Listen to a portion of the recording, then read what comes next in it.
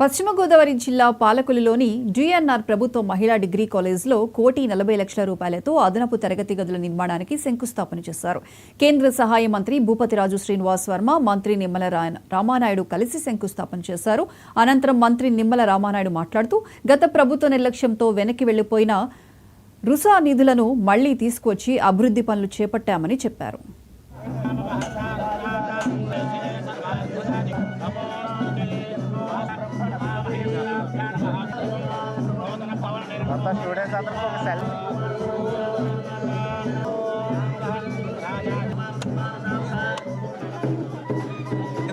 DSC అంటే చంద్రబాబు అంటే DSC. ఎందుకంటే ఈవేళ ఆంధ్రప్రదేశ్ రాష్ట్ర చరిత్రలో 1,80,000 టీచర్ల పోస్టులు డిఎస్సి ద్వారా ఏర్పాటు చేసి నిర్వహించి ఇచ్చినటువంటి ఘనత ఒక్క చంద్రబాబు నాయుడు గారిది. గత 5 సంవత్సరాల పాలనలో మనం చూసాం. ప్రతి సంవత్సరము డిఎస్సి అన్నారు, మెగా డిఎస్సి అన్నారు, జనవరి జాబ్ క్యాలెండర్ అన్నారు. మరి 5 జనవరిలో అయిపోయే క్యాలెండర్ లేదు, డిఎస్సి మాట ఊసే లేనిటువంటి స్థితి. కానీ ఇచ్చినటువంటి మాటకు కట్టుబడి ఈవేళ మరి నోటిఫికేషన్ మరి ఈ నెలలోనే ఇస్తున్నామని చెప్పి చంద్రబాబు నాయుడు గారు, అదేవిధంగా నారా లోకేష్ బాబు గారు చెప్పినటువంటి పరిస్థితి.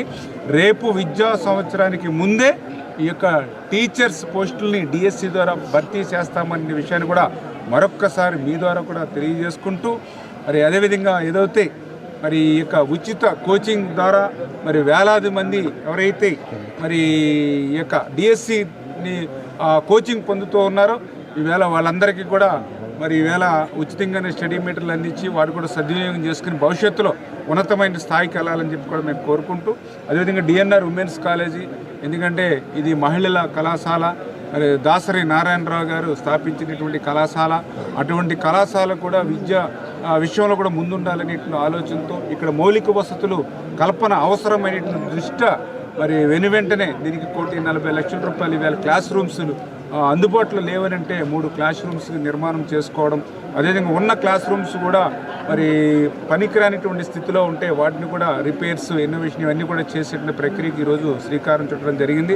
ఖచ్చితంగా రేపు పాలకొల్లు నియోజకవర్గంలో ఏదైతే ఈ కాలేజీలో కూడా ఇటువంటి మంచి మౌలిక వసతులు, అదేవిధంగా మంచి ఇన్ఫ్రాస్ట్రక్చర్ కూడా ఏర్పాటు చేసేటువంటి బాధ్యత మరి స్థానిక శాసనసభ్యుడిగా నేను తీసుకుంటాం. అదేవిధంగా ఎవరైతే గౌరవ మంత్రివర్యులు, మన పార్లమెంటు సభ్యులు మరి వర్మ గారు మిత్రులు, ఆయన సహకారంతో కూడా ఈ నియోజకవర్గాన్ని అభివృద్ధి పదంలో నడిపిస్తామని చెప్పి మీ ద్వారా అందరికీ కూడా తెలియజేసుకుంటాం.